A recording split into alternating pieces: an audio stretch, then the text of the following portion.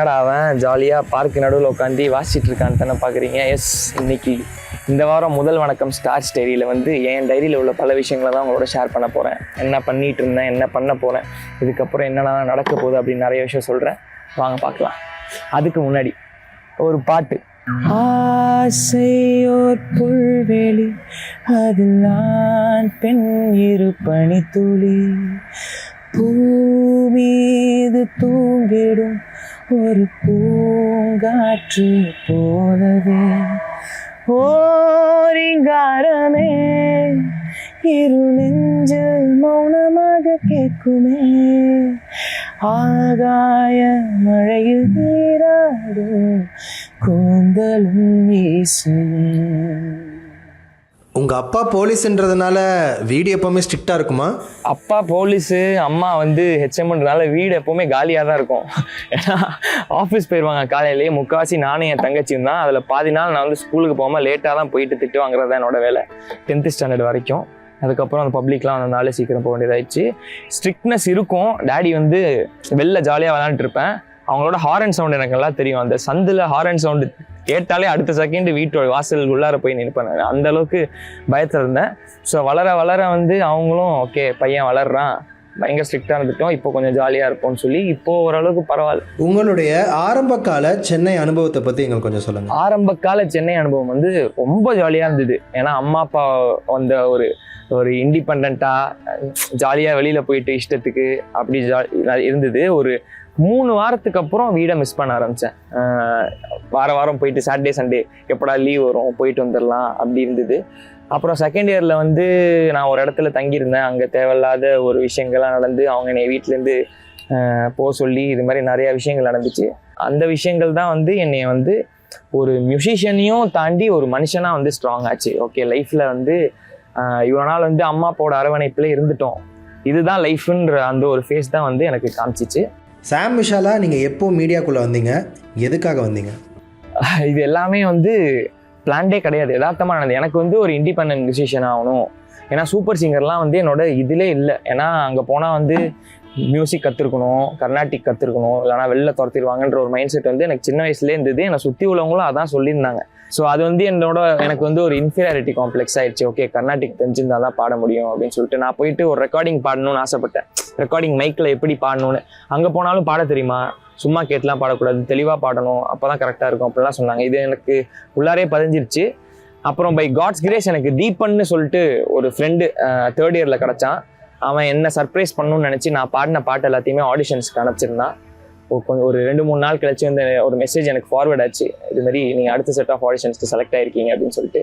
அதெல்லாம் மறக்க முடியாத விஷயங்கள் என்னோட லைஃப்பில். இந்த டைமில் வந்து தீபனுக்கு, அவங்க அம்மா அப்பாவுக்கு, குபேரன் அண்ணாக்கு வந்து ஒரு பெரிய தேங்க்ஸ் சொல்லணும்னு நினைக்கிறேன். ஸோ இப்படி தான் என்னோட லைஃப்பில் வந்து மீடியான்ற ஒரு விஷயம் நுழைஞ்சுது.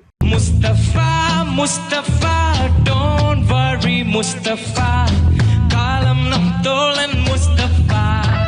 இப்போ நீங்கள் நிறைய மியூசிக் டைரக்டர்ஸோடு ஒர்க் பண்ணிகிட்டு இருக்கீங்க. ஆனால் முதல்ல சென்னைக்கு பஸ் ஏறினப்போ இதெல்லாம் நடக்கும்னு நினச்சி பார்த்துருக்கீங்களா? சென்னைக்கு ட்ரெயின் ஏறினப்போ ஒரு சின்ன டிஃப்ரென்ஸு. சென்னைக்கு ட்ரெயின் ஏறினப்போ எங்கள் டேடி சொன்ன ஒரே ஒரு விஷயம் தான், உன்னை வந்து கடலில் விடுறேன், நீ நீந்தி போகிறதும் இல்லை மூழ்கி அங்கேயே இருக்கிறதும் உன்னோட கையில் தான் இருக்குதுன்னு சொன்னாங்க. பட் என்ன பண்ண போகிறேன்னு தெரியல, என்ன பண்ண போகிறேன், இதெல்லாம் நடக்குமா, எந்த ஒரு ஐடியாவுமே இல்லாமல் தான் வந்தேன். ஓகே போவோம், 3 வருஷம் முடிப்போம், பட் ஆனால் பாடுறதுல ஏதாவது ஒன்று பண்ணணும், பண்ணியே ஆகணும் அப்படின்னு சொல்கிறது. இதுக்கு ஒரு ட்ரிகர் பாயிண்ட் தான் வந்து ஃபஸ்ட் இயரில் வந்து ஓவேஷன்ஸில் என்ன ஸ்டேஜ் ஏற்றாதது. என்னடா நம்ம காலேஜ்லேயே நமக்கு இப்படி சப்போர்ட் இல்லையேன்னு நினச்சேன். பட் ஆனால் நான் அந்த ஸ்டேஜ் ஏறினதுக்கப்புறம் தான் என்னோடய டிபார்ட்மெண்ட் வந்து நான் பாடுவேன், எனக்கு பாடுறதுக்கு வந்து ஒரு இது இருக்குது அப்படின்னு சொல்லிட்டு என்னோட டிபார்ட்மெண்ட் வந்து பயங்கர சப்போர்ட்டாக இருந்தாங்க. என்னோட ஃப்ரெண்ட்ஸு, எனக்கு நம்பிக்கையே இல்லாமல் இருந்த ஒரு பையனுக்கு நம்பிக்கை தந்தது வந்து ஃப்ரெண்ட்ஷிப்பு அண்ட் என் மேலே அவங்க வச்ச ஒரு நம்பிக்கை தான் இது வரைக்கும் என்னையோட.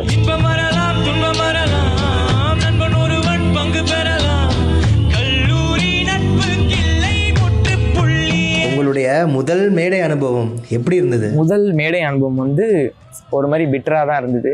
நீங்கள் நல்லா பாடுறீங்க ஆனால் உங்கள்கிட்ட பேண்ட் இல்லை, ஸோ அதனால் இறங்க. இது மாதிரி நிறையா எப்போவுமே எந்த வளர்ந்து வர கலைஞர்களுக்குமே ஒரு என்ன சொல்கிறது, எடுத்தோடனே வந்து வாங்கப்பா அப்படின்னு தங்கத்தட்டில் தூக்கிட்டு வந்து உட்கார வைக்க மாட்டாங்க. அந்த ஃபஸ்ட்டு ஸ்டெப்புன்றது வந்து கொஞ்சம் கஷ்டமாக தான் இருக்கும். அதை தாண்டி வந்துட்டோன்னா நம்ம என்ன சொல்கிறது, ஹிப்ஹாப் தமிழ் அண்ணா வந்து என்னோட ஃபஸ்ட் ரெக்கார்டிங் முடிச்சுட்டு ஒன்று சொன்னார், ஒரு டைமில் வந்து கிவ் அப் பண்ணிடலான்னு தோணும், அப்போ தான் நம்ம எக்ஸ்ட்ரா ஹார்ட் ஒர்க் போடணும் அப்படின்னு சொன்னார். ஸோ அதை தான் நம்ம அந்த டைமில் பண்ணணும். அதை பண்ணால் நம்மளோட ஹார்ட் ஒர்க்குக்கான ஒரு பலனும் இருக்கும், அதோட கடவுளோட பிளெஸிங்கும் சேர்ந்து ஒரு சூப்பரான விஷயம் நமக்கு நடக்கும். சாம் ப்ரோ, உங்களுக்கு இல்தக்க சையா இருக்கா? இல்தக்கா செய்யாலாம் நமக்கு கிடையாது. நமக்கு இருக்கிற இல்தக்கா செய்யாலாம் வந்து மியூசிக் மேலே தான். மியூசிக் இப்போ வந்து புதுசாக கொஞ்சம் எழுதலாம் ஆரம்பிச்சிருக்கேன். ஸோ காதல் வந்து ஒன்றுக்கு மேலே ஒன்று மியூசிக் சம்மந்தப்பட்ட விஷயங்கள்லேயே மாறி மாறி போயிட்டுருக்கு. ஸோ எல்லாமே சேர்ந்து ஒரு அழகான ஒரு பெரிய காதலாக வந்து சீக்கிரம் உருவாகி உங்கள் கையில் கொடுக்குறேன். அதை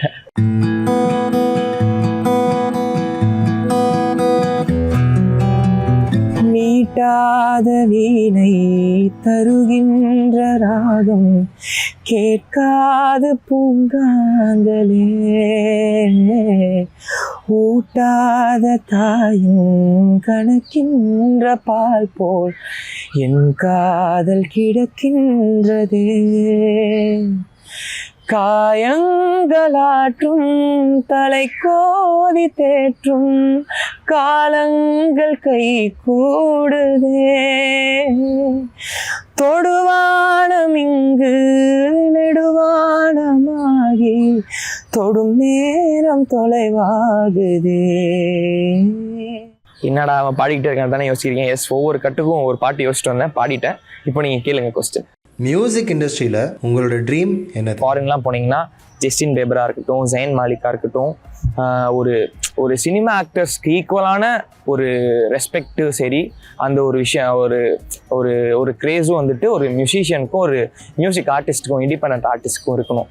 ஸோ அந்த மாதிரியான ஒரு ரெஸ்பெக்டை வந்து என்ன மாதிரி நிறையா இண்டிபெண்ட் ஆர்டிஸ்ட் இருப்பாங்க, அவங்களுக்கு எடுத்துகிட்டு வரணும். ஒரு இண்டிபெண்ட் லைவ் அண்ட் கான்சர்ட் பண்ணணும் அப்படின்றது தான் என்னோட பெரிய ட்ரீம். ஒரு சிங்கராக ஃபேம் கிடைக்கிறதுக்கு நீங்கள் எவ்வளவு கஷ்டப்பட்டுருக்கீங்க? ஒரு ஃபேம் கிடைக்கிறதுன்னு இல்லை, ஒரு சிங்கராகவே நான் நிறையா கஷ்டப்பட்டிருக்கேன். ஏன்னா வந்து ஸ்டார்டிங் ஸ்டேஜ்லலாம் என்னை போயிட்டு ஒரு பாட்டை கற்றுக்க சொல்லிட்டு உடனே பாட சொன்னீங்கன்னா என்னால் வரவே முடியாது. எப்போவுமே இந்த ஒரு ஃபேமில் இருக்கிறவங்களுக்கு வந்து ஒரு டவுன்ஃபால் ஒன்று வரும். அந்த டவுன்ஃபால் வந்து பயங்கர ஒரு டிப்ரெஷன் ஸ்டேட்டுக்கு எடுத்துகிட்டு போகிறேன். ஏன்னா அதுக்கு முன்னாடி வரைக்கும் சூப்பர்ப்பா சாம் விஷால் சூப்பர், வாங்க போய் ஃபோட்டோ எடுக்கலாம் அப்படின்றவாங்க. செகண்ட் ஸ்டேஜ் வரும், சாமி சிங்கர் தானே அப்படின்னு கிராஸ் பண்ணிப்பாங்க. தேர்ட் ஸ்டேஜ் ஓகே அவன் தானே அப்படின்ற ஒரு டவுன்ஃபால் வரும். அதுலேருந்து திருப்பி எழுந்திரிக்கிற ஒரு அந்த ஒரு பாட்டு தான் வந்துட்டு என் லைஃப்லையும் இருந்துச்சு.